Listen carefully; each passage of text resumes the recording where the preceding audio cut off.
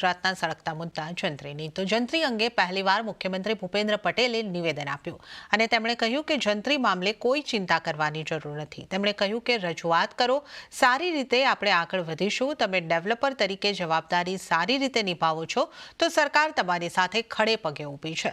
સાથે જ તેમણે ગુજરાતના બિલ્ડરોને ટકોર પણ કરી।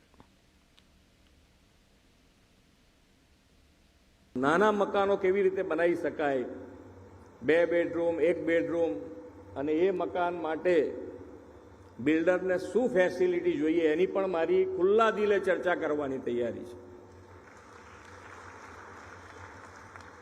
અને જંત્રી સંલગ્ન જ્યાં જ્યાં તમને એફએસઆઈ ખરીદીથી માંડીને બધુંય તમે જે એફએસઆઈ મોટી વધારે સરકાર આપે છે એમાં જંત્રી આધારિત બેઝ હશે તો એ પણ થોડો સુધારવાનો હશે તો સુધારીશું।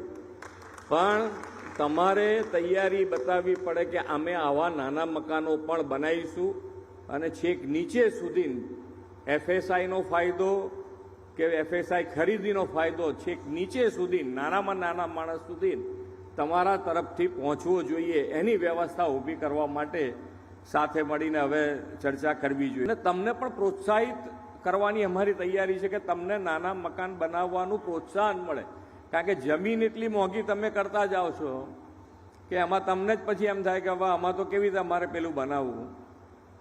તો એના માટે થોડાક નીતિ નિયમો ચેન્જ કરીએ કે જેથી કરીને તમને પણ પ્રોત્સાહિત કરી શકાય અમારાથી, તમે એ બનાવવા માટે પ્રેરાવો। ત્યારે જ અમદાવાદ